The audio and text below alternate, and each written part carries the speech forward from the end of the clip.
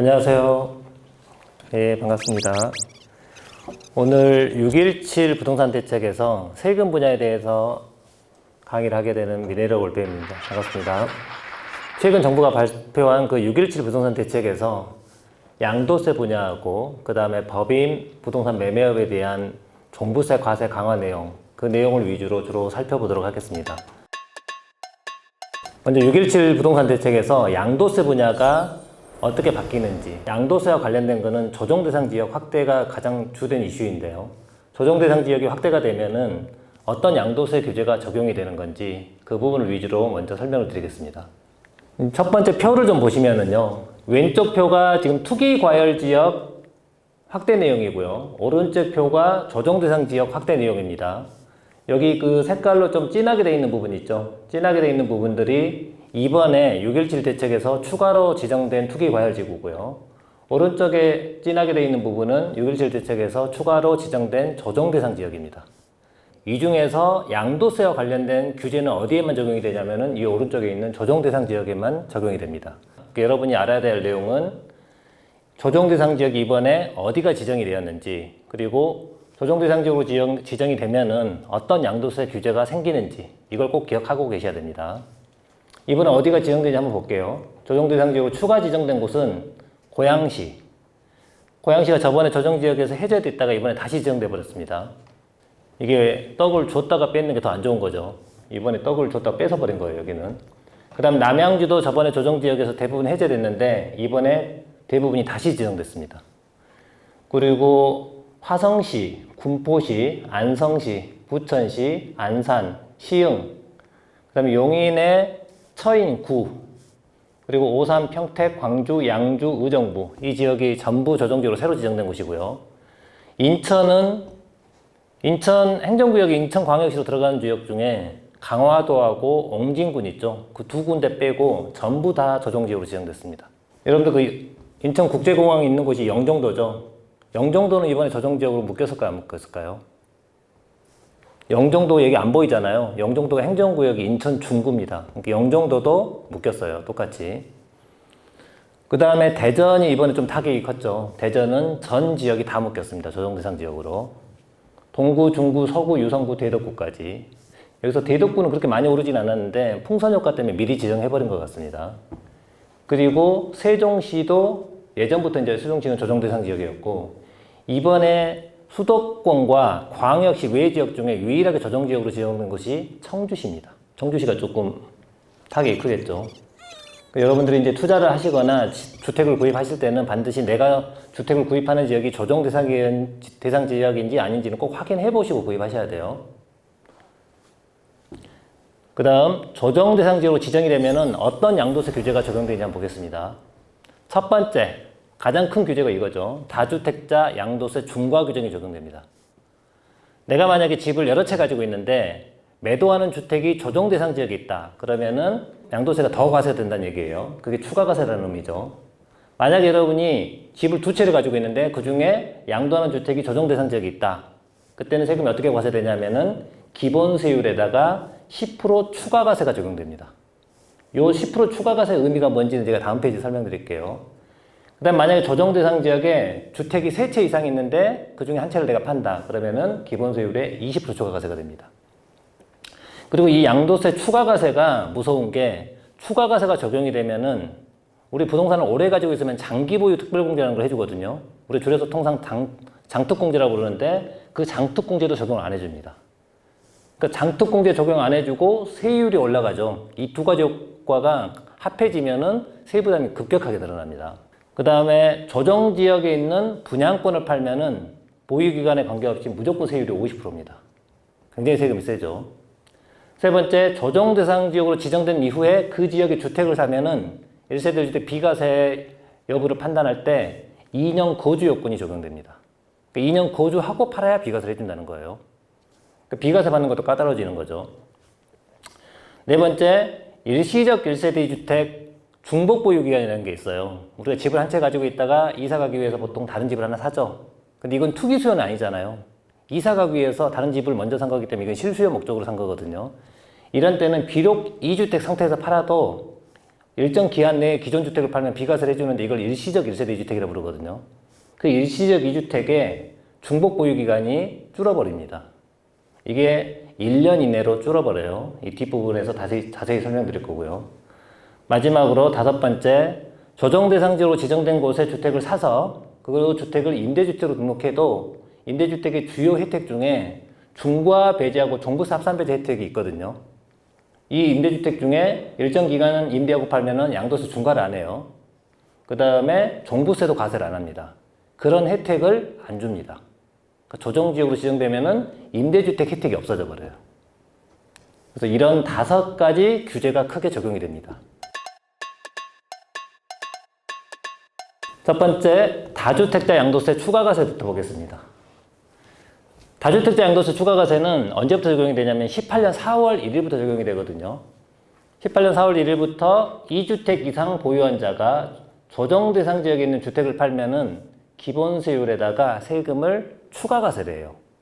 이 추가과세 의미가 뭐냐? 우리가 보통 부동산을 팔면은 양도세는 기본세율로 냅니다. 이 기본세율을 우리가 흔히 알고 있는 누진세율이에요. 과표 구간별로 세율을 다 쪼갠 다음에 과표 구간이 1200 이하이면 세율이 6%죠. 그 다음에 1200에서 4600까지는 15%, 4600에서 8800까지 24%, 이렇게 쭉 단계별로 세율이 올라가는 거, 이런 것들을 누진세율이라고 그러는데, 이렇게 누진세율을 적용하는 게 아니고요. 이 누진세율에다가 조정대상 지역 내 2주택자는 10%를 추가과세해요. 이 10% 추가과세가 무슨 의미냐면은 6에서 42% 세액을 계산한 다음에 그 세금의 10%를 더 내는 게 아니고요. 이 세율을 전체적으로 다 10%씩 올려버려요. 그럼 세금은 10%보다 훨씬 많이 늘어납니다. 그럼 조정지역 내 3주택 이상이면은 기본세율에 20% 추가과세를 해요. 그러면 과표 구간별 세율을 다 20%씩 올려버리는 거예요.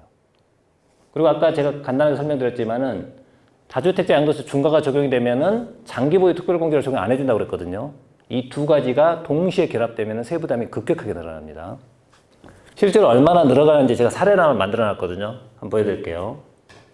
만약 어떤 납세자가 양도 차익이 2억 원인 아파트를 한번 팔았다고 가정해 볼게요. 그리고 이 아파트가 보유 기간은 6년입니다. 그리고 만약에 이 아파트가 양도세가 중과가 안 되는 자산이라고 한번 생각해 볼게요. 중과가 안 된다는 말은 이 주택이 비조정지역에 있거나 또는 다주택자가 아니라는 얘기겠죠. 그랬을 때 양도세가 얼마 정도 나오나 볼게요. 전체 양도 차익이 2억이고요. 지금 6년 보유했으니까 장기보유 특별공제를 해주겠죠. 장기보유 특별공제는 현재 연간 2%씩 해줍니다. 여기 18년까지는 연간 3%씩 해주다가 19년부터 2% 줄었거든요. 그래서 연간 2% 해주면은 12%죠. 여기서 12% 빼면은 양도소득 금액이 1억 7,600 나오고, 연간 한 번씩 양도소득 기본공제를 빼주죠. 기본공제 250을 차감하면은 과세 표준이 1억 7,350이 나와요. 원래 양도세는 이 과세 표준을 구간별로 다 쪼개요. 1,200 이하, 4,600 이하, 8,800 이하, 1억 5천 이하 이렇게 구간별로 쪼갠 다음에 구간별로 6, 15, 24, 35 이런 식으로 세율을 다 곱하거든요. 이렇게 곱하는 게 되게 번거롭죠. 그래서 간단하게 계산하는 방식이 있어요. 지금 과세 표준이 1억 7,350이니까 여기에 적용되는 가장 높은 세율이 몇 프로냐면은 38%입니다. 그럼 여기다 38% 곱해버린 다음에 요 아래에 있는 누진공제액을 빼줘버려요. 그러면 아까 과표 구간별로 쪼개서 세율을 곱한 다음에 더한 거하고 똑같이 나옵니다. 이게 우리가 흔히 말하는 속산표로 계산한다고 그래요. 이렇게 해서 양도세를 계산하면은 4,653만 원 정도 나옵니다. 만약에 여러분이 이 세부담을 더 줄이고 싶다. 그러면 어떻게 하면 되냐면은 처음에 이 아파트를 살 때 부부 공동명의로 사시는 게 좋아요. 부부 공동명의로 사시면은 양도 차익이 인별로 2억이 아니고 1억으로 줄겠죠. 1억으로 줄어버리면은 여기 적용되는 세율이 낮아져요. 최고 세율이 낮아지는 거예요. 그렇게 함으로써 세부담이 많이 줍니다. 이런 걸 이제 누진 효과라고 불러요. 그래서 가급적 부동산을 취득할 때는 부부 공동묘로 사는 게 세부담을 절세시키는 방법입니다. 근데 만약에 이 아파트가 조정대상 지역에 있는 2주택자의 주택이었다. 그럼 10% 추가과세가 되겠죠. 10% 추가과세 때 세액이 어떻게 계산되는지 한번 보여드릴게요. 먼저 추가과세가 되면은 가장 중요하게 여겨야 될 게 여기 부분이에요. 장특공제를 안 해줍니다. 추가과세하고 장특공제, 다른 말로 중과와 장특공제는 세트예요. 중과가 되면은 장독공제는 안 해줘요. 여기처럼 중과가 안 되잖아요. 기본 세율이잖아요. 그러면 장독공제를 해줘요. 그래서 여기에 장독공제가 적용이 안 되고 기본공제 250 빼주면 과표가 1억 9,750입니다. 여기에다 이제 세율을 곱하는데 과표가 1억 9,750이면은 1억 5천 초과 3억 이하 구간이거든요. 이때 적용되는 최고세율이 원래는 38%예요. 38%인데 2주택자니까 10%가 추가가세가 되죠. 추가가세 된다는 건 이 세율이 10%가 올라간다는 얘기예요. 그럼 여기가 48%가 되고 여기 아래 누진 공제는 똑같이 빼줍니다. 빼주면은 양도세가 7,540이 나와요. 그럼 3주택 추가가세는 어떻게 계산하는 거냐? 3주택 추가가세는 마찬가지로 장독공제 똑같이 안 해줍니다. 그리고 과표 여기까지 계산하는 방식은 똑같아요. 1억 9,750. 그리고 3주택 추가가세면은 세율이 20%가 올라간다고 그랬잖아요. 아까 여기 최고 세율 38%에다가 여기다 20%를 더해버려요. 그럼 58%가 되겠죠. 58% 곱하고 여기 누진 공제 1940을 빼주면은 똑같이 양도소득세는 9,500 정도 나옵니다. 여기 지방소득세 950 더해야 되겠죠. 10%. 그러면은 세부 부담이 약 1억 800 좀 넘어요. 여기에 취득세 내야 되죠. 사고 팔 때 중개수수료 내야 되죠. 이 집 살 때 대출도 받았으니까 이자도 내야 되겠죠. 그럼 세후 수익이 급격하게 줄어버려요. 그리고 여기는 지금 차익을 제가 예를 2억을 들었잖아요. 만약에 차익이 3억이다. 그럼 이 3주택 중과일 때 세금이 얼마 나오냐면은 양도세하고 지방소득세 합하면 1억 6,800이 나옵니다. 거기에 중개수수료, 취득세, 뭐 이자 이렇게 내면은 거의 2억 이상 나가는 거죠. 차익이 3억인데 내 손에 1억밖에 안 떨어져요. 이 중과가 그래서 무서운 겁니다. 그 다음 참고 2 보겠습니다. 조정대상 지역 지정 전에 취득한 주택의 중과 여부. 지금 이번에 조정지역으로 굉장히 많이 묶였는데 가끔 이런 질문 하시는 분들 계세요. 나 조정지역으로 묶이기 전에 옛날에 사는 주택인데 이것도 중과가 되는 거냐? 조정지역 묶이기 전에 산 거니까 이거 중과 안 하면 안 되는 거 아니냐? 중과 안 해야 되는 거 아니냐? 이런 질문 하시는 분들이 있습니다. 여기 다주택자 양도세 중과 여부는 내가 언제 샀느냐고 아무 상관이 없어요. 이 산 시기하고 관계가 없이 내가 파는 시점에 조정대상 지역이면 무조건 중과입니다. 양도 당시 조정지역이냐 아니냐가 중요한 거지 내가 살 때 조정지역이냐 아니냐는 아무 상관이 없어요. 설령 내가 이 주택을 6.25 전에 샀어도 지금 팔면 중과예요. 그러니까 파는 시점이 중요한 거지 사는 시점하고 아무 상관이 없습니다. 이 사례 한번 볼게요. 내가 지금 서울에 A주택 하나 가지고 있는 상태에서 14년 8월에 대전에 B주택을 하나 샀다고 가정해 볼게요.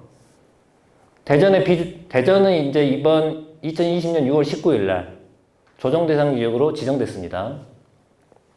대전이 조정지역으로 이제 묶이고 나서 이 대전에 있는 주택을 언제 팔았냐면 제가 2020년 8월에 팔았다고 가정해 볼게요. 그럼 이 대전에 있는 B주택은 조정대상 지역 지정 이후에 판 거죠. 그리고 파는 시점의 집이 몇 채예요? 2채죠. 2채니까 이 사람은 양도세가 중과가 되는 겁니다. 중과가 되면 장독공제 안 해준다고 그랬죠. 그 다음 이제 여러분이 좀 알아두시면 좋은 이건 팁이에요. 앞으로도 조정대상 지역은 계속 묶일 겁니다. 풀었다 묶었다 풀었다 묶었다 그래요. 좀 집값이 조정이 되면은 풀어줍니다. 그러다가 이번에 고양시처럼 남양주처럼 조금 다시 오를 기미가 보이면 다시 묶어버릴 수도 있어요. 근데 여러분이 만약에 조정지역 아닌 곳을 지금 주택을 샀습니다. 샀는데 생각지도 않게 갑자기 묶인다고 발표가 나버렸어요. 그때 어떻게 해야 되는지. 이제 요걸 알려면은 이 소득세법하고 소득세법 시행령에 있는 좀 내용을 알아야 될 것 같아서 제가 먼저 그 내용부터 설명드릴게요.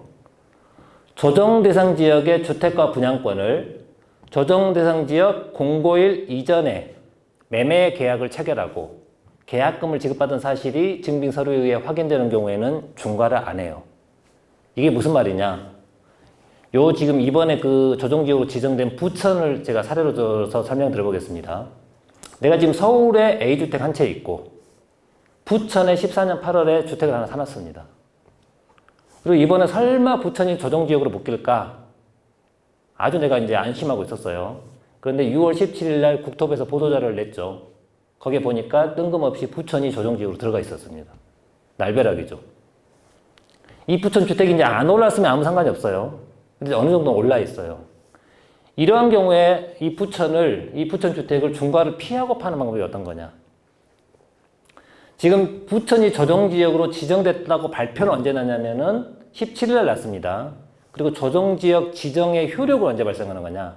이게 관보에 공고한 날 발생이에요. 관보의 공고는 통상 이틀 정도 있다 나요. 늦으면 주말에 끼면 한 3일이나 4일 있다 납니다. 이번 사례는 6월 17일 날 보도자를 내고 관보의 공고는 6월 19일 날 났습니다. 그럼 6월 19일 날 났으면 만약에 6월 18일에 저 주택을 팔겠다고 남한테 계약서 쓰고 계약금 받으면은 이 사람은 중과가 될 것 같아요? 안 될 것 같아요? 이 사람 잔금을 언제 받았냐면은 2020년 7월 말일자로 받았습니다. 잔금은. 원칙은 어떻게 되냐면은 원칙은 주택의 양도 시기는 잔금이래요. 잔금은 7월 말에 받았으면은 조정지역 지정 이후에 판 거죠. 원래는 이 사람은 중과예요. 그렇지만 조정지역으로 지정 공고가 나기 전에 계약하고 계약금 받아버렸죠. 이 사람은 중과를 안 한다는 얘기예요.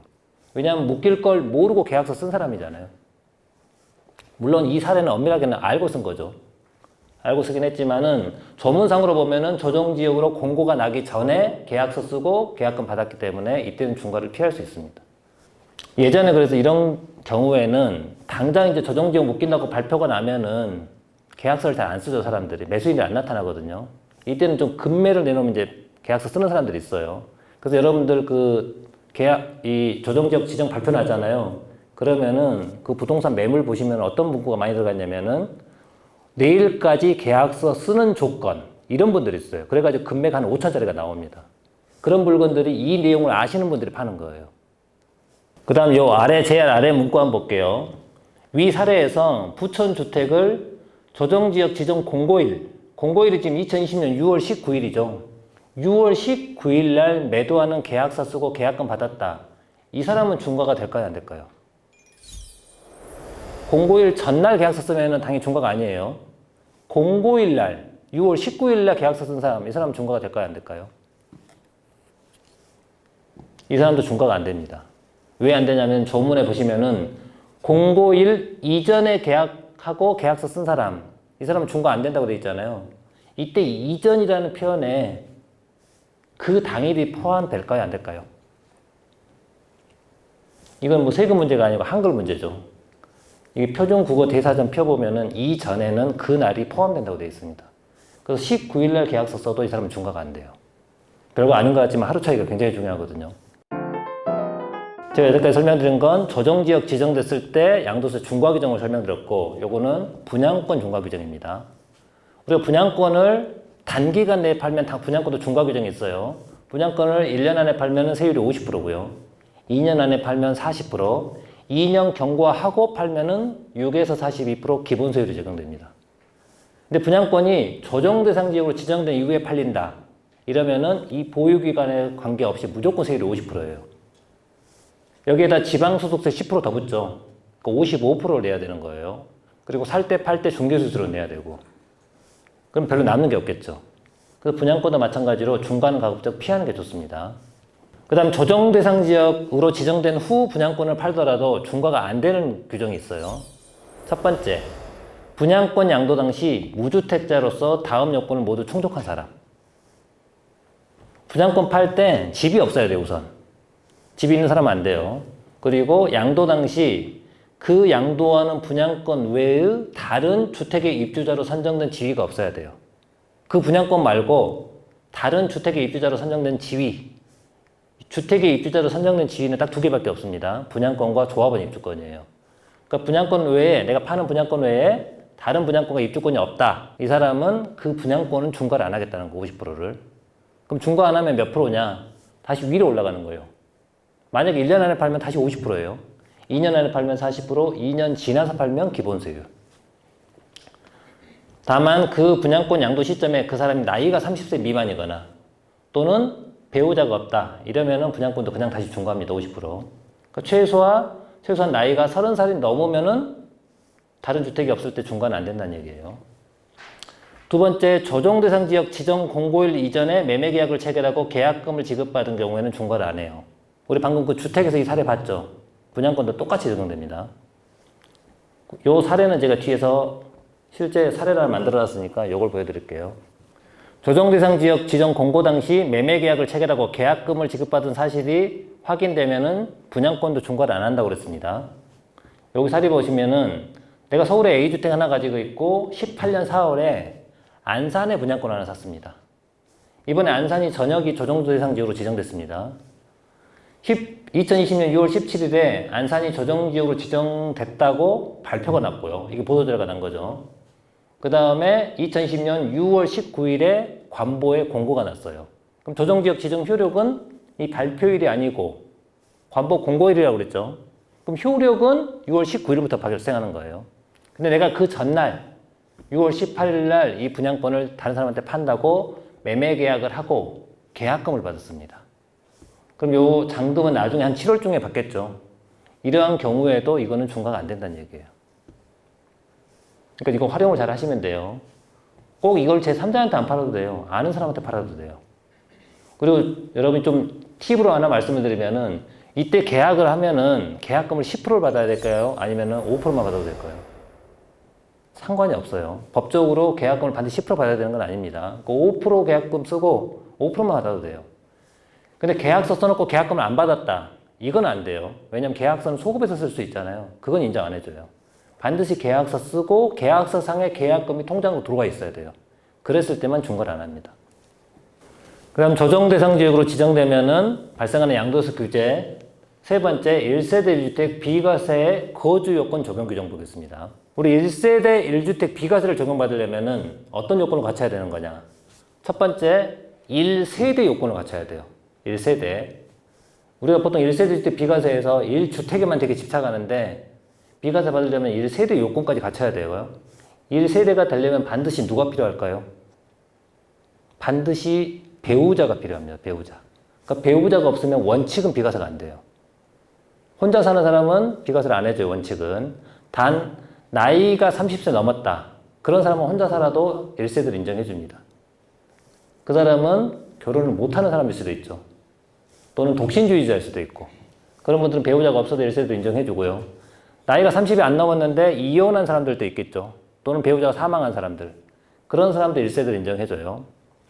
그리고 나이가 30세 안 됐고 결혼도 안 했는데 소득이 있는 분들이 있어요.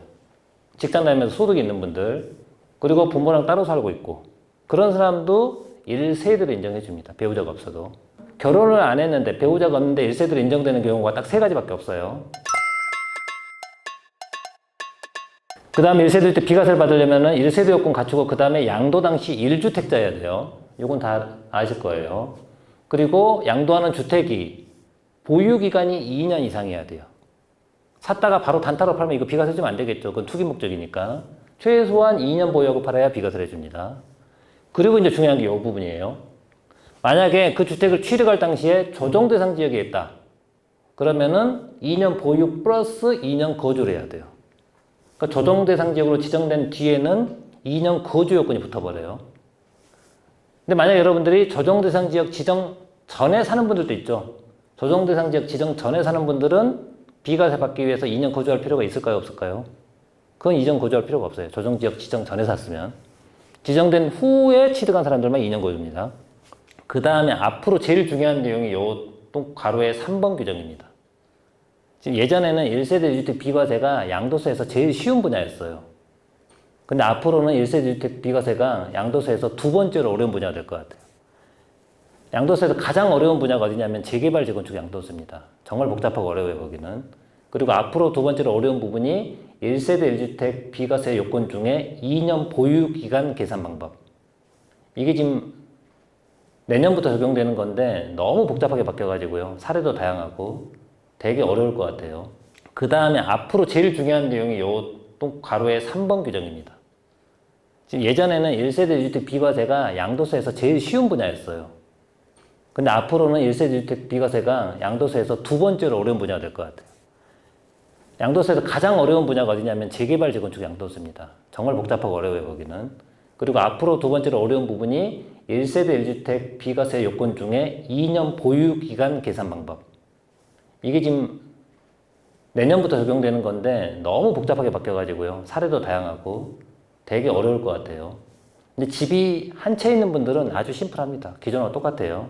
근데 집이 여러 채 있다가 다른 것 다 팔고 마지막 비과세 받는 거 있잖아요. 그거는 이제 비과세 보유기간 계산 방식이 굉장히 복잡해졌어요. 간단하게만 설명드리면은 올해까지는 2년 보유기간은 어떻게 계산하는 거냐. 그 양도하는 주택을 산 날부터 판 날까지 계산해요. 우리가 흔히 알고 있는 방식이죠. 취득일부터 양도일까지 2년만 보유하면 그냥 비과세를 해줘요. 그런데 내년부터 어떻게 바뀌는 거냐.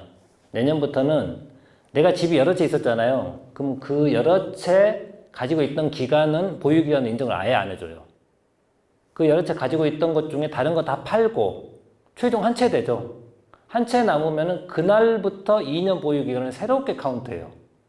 그래서 그때부터 2년 다 채우고 마지막 1주택 상태로 팔아야 비과세입니다. 그러니까 실제 거주하는 주택 빼고 나머지 투자 목적으로 산 주택이 있으면은 비과세를 쉽게 안 해주겠다는 내용이에요. 그 내용이. 다음 페이지 보겠습니다. 조정 대상 지역 지정 전 매매 계약 체결 시 거주 요건의 적용 제외 사유. 제가 좀 전에 조정 대상 지역으로 지정된 후에 그 지역에 주택을 사면은 2년 거주해야 이제 비과세가 적용된다고 그랬잖아요. 근데 조정 대상 지역으로 묶이기 전에 계약서를 쓴 사람들이 있습니다. 매매 계약서 쓴 사람들. 이런 사람들은 구제해줘야 되겠죠. 내가 조정 지역 묶일 건 모르고 계약서 쓴 사람들이잖아요. 그래서 그런 사항에 해당하는 사람들은 항상 예외를 넣어놨습니다. 조정 대상 지역 지정 전에 세대원 포함해서 무주택 상태에서 매매 계약을 체결하고 조정 대상 지역 지정 후 잔금을 치른 경우. 우리가 보통 잔금을 치러야 그 주택을 취득한다고 얘기하잖아요. 그러니까 정확하게 이 사례는 조정지역 지정 전에 계약서 써놓고 그 다음에 중간에 조정지역 지정되고 그 다음 취득한 거예요. 엄밀하게 따지면 조정지역 지정되고 취득했기 때문에 2년 거주해야 되거든요. 근데 이 사람은 예외적으로 조정지역 지정 전에 계약서 쓴 사람이기 때문에 2년 거주를 안 해도 비과세 해준다는 겁니다. 단 요건이 계약서 쓴 시점에 세대원 포함 무주택자여야 돼요. 집이 있는 분들은 안 돼요. 집이 있는 분들은 투기 수요니까. 그래서 이 사례를 한번 보겠습니다. 조정 대상 지역 지정 이전에 무주택 상태에서 계약을 체결한 케이스예요. 내가 2020년 5월에 안산에 있는 A 아파트에 매매 계약을 체결했습니다. 살려고 계약서 썼다는 얘기예요. 그리고 2020년 6월 19일 날 안산이 조정 대상 지역으로 지정이 돼버렸습니다. 그리고 2020년 6월 30일에 이 A 주택에 잔금을 내가 지급했어요. 그럼 이 A 주택의 취득일이 언제예요? 잔금일이죠. 잔금일이기 때문에 조정지역 지정 이후에 나는 취득한 거예요. 그럼 엄밀하게 따지면 이거는 2년 거주해야 비과세 됩니다. 그렇지만 이 지정 전에 계약한 사람이잖아요. 지정될 걸 모르고 계약했기 때문에 이 사람 구제해줘야 되겠죠. 그래서 이 아파트 사례에는 2년 거주 안 해도 비과세를 해줘요. 왜? 조정지역 지정 전에 무주택 상태에서 계약을 했고 그 다음에 계약금 10% 줬기 때문에. 그럼 두 번째 케이스 보겠습니다. 조정대상 지정 이전에 집이 있는 상태에서 계약서 썼다. 이런 경우는 어떻게 되는 거냐. 이때는 2년 거주 요건이 적용이 돼버려요. 왜냐하면 조정대상 지정 이전에 집이 있었던 사람이잖아요. 있는 상태에서 다른 주택에 매매 계약을 체결했다. 이거는 거주 요건이 있습니다. 이 사례 한번 볼게요. 내가 A주택 한 채 가지고 있었습니다. 유주택자예요. 그 다음에 안산에 분양권 계약을 내가 체결했어요. 19년에. 그리고 안산이 2020년 6월 19일 날 조정지역으로 지정됐죠. 여기 이 분양 계약도 매매 계약이에요. 그 다음에 이 안산에 있는 주택에 언제 파는 거냐? 2024년 5월에 팝니다. 2년 보유하고. 그럼 지금 안산에 있던 이 B주택이 거주 요건이 적용이 되는 거냐, 안 되는 거냐? 지금 이 분양권 계약 당시에 주택이 하나 있었잖아요. 주택이 있었던 상태에서 계약을 했기 때문에 이 B주택은 2년 거주 요건이 적용이 되는 거예요. 그 다음 세 번째 사례 한번 보겠습니다. 조정대상 지역 지정 이전에 무주택 상태에서 분양권 계약을 내가 2개를 했습니다. 그럼 이 2채 다 거주 요건이 적용이 되는 거냐, 안 되는 거냐? 아니면 한 채만 적용이 되는 거냐? 이 사례 한번 볼게요. 내가 17년 5월, 18년 4월에 분양권 2개를 사겠다고 계약을 했어요. 이것도 매매 계약이라고 그랬습니다. 근데 요거 살 때, 요 분양권 계약할 때 내가 집이 하나도 없었어요. 무주택 때였어요. 그리고 2020년 6월 19일 날 여기가 조정지역으로 다 지정이 돼버렸습니다. A, B 지역 둘 다. 그리고 잔금은 언제 치렀느냐? A 분양권의 잔금은 2020년 12월. B 분양권의 잔금은 2021년 5월에 치렀습니다. 그럼 엄밀하게 따지면 둘 다 조정대상 지역 지정 의회에 취득한 거죠. 원래는 둘 다 거주 요건이 적용이 돼야 돼요. 비과세 받으려면은. 그런데 이 매매 계약을 언제 체결했느냐? 둘 다 조정대상 지역 지정 이전에 매매 계약 체결했죠. 분양권도 항상 매매 계약에 들어가요. 그리고 이때 집이 있었느냐 없었느냐? 집이 없었죠.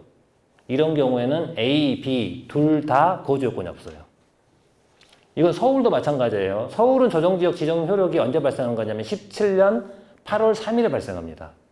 그럼 그 이전에 내가 무주택 상태에서 분양권 하나 가지고 있었어요. 그리고 잔금을 뭐 18년 또는 19년에 지급했습니다. 그렇다 하더라도 그건 거주 요건이 없다는 얘기예요. 똑같이. 제가 여태까지 이제 설명드린 거를 간단하게 표 하나로 만들어 놨습니다. 지금 비과세 적용 여부를 판단할 때 2년 거주 요건이 적용이 되는 거냐 안 되는 거냐. 2년 거주 요건은 뭘로 판단하냐면은 내가 살 때 사는 곳이 조정지역이냐 아니었느냐를 따져요. 살 때. 내가 만약에 그 주택을 취득할 때 조정지역이었다. 그러면은 비과세를 위한 2년 거주 요건이 적용이 돼야 안 돼요? 적용이 되는 겁니다. 그리고 만약에 요 사례 한번 봐보세요. 내가 살 때는 조정지역이었는데 팔 때 조정지역에서 해제된 곳이 있습니다. 그 대표적인 게 지금 어디냐면 부산이에요. 부산 해운대 같은 경우에는 다 조정지역으로 묶여 있다가 작년 19년 11월 8일날 조정지역에서 해제돼 버렸잖아요. 이런 경우에 거주 요건이 적용이 되는 거냐 안 되는 거냐. 요 사례 한번 봐보세요. 해운대 주택을 18년 3월에 샀습니다. 18년 3월에 살 때 해운대가 조정대상 지역이었어요. 그리고 19년 11월에 조정대상 지역에서 해운대가 해제됐어요. 그리고 해제된 상태에서 2020년 9월에 해운대 주택을 팔고 있습니다. 이 해운대 주택은 2년 거주해야 비과세가 될까요? 아니면 거주 안 해도 비과세 될까요? 요거는 2년 거주해야 비과세예요. 왜냐하면은 이 비과세를 위한 2년 거주 요건은 살 때 조정지역이냐 아니냐로 따지는 거예요. 살 때. 살 때 해운대가 조정지역이었죠. 그럼 요건 2년 거주해야 비과세 되는 거예요.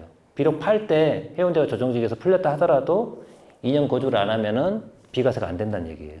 좀 더 어려운 내용 한번 가볼게요. 해운대가 지금 살 때는 조정지역이었습니다. 팔 때 조정지역에서 풀려 있어요. 풀려 있는데 여기가 다주택자였어요. 그럼 이 사람은 중과 될까요? 안 될까요? 중과. 이건 이제 비과세 거주 요건을 말하는 게 아닙니다. 중과를 말하는 거예요. 중과는 이때는 안 됩니다. 여기 양도세 중과는 팔 때 기준으로 따지는 거예요. 그러니까 파는 시점에 조정지역이 아니면 중과가 없어요. 그러니까 살 때 조정지역이었다 하더라도 팔 때 조정지역이 아니면 중과가 안 됩니다. 그 다음 여기 바르 케이스 한번 봐볼게요. 살 때는 조정지역이 아니었는데 팔 때 조정지역이다. 지금 이번에 묶인 지역들이 다 여기에 해당하는 거예요. 우선 비과세 거주 요건은 어떻게 되는 거냐? 비과세 거주 요건. 비과세 거주 요건은 살 때 규정으로 따져요? 팔 때 규정으로 따져요? 살 때로 따집니다. 살 때. 살 때 조정지역이 아니었죠? 그럼 거주 요건이 적용될까요? 안 될까요? 거주 요건 적용 안 됩니다. 근데 파는 시점에 이제 조정지역으로 바뀌어버렸죠? 그러니까 양도세 중과는 적용이 돼요. 지금 당장 서울이 조정지역이 풀릴 일이 없겠죠? 근데 만약에 내일 당장 서울이 조정지역에서 풀린다. 그리고 모레 서울 걸 팔면은 중과가 돼요? 안 돼요? 중과는 안 돼요. 풀리고 나서 파는 거니까.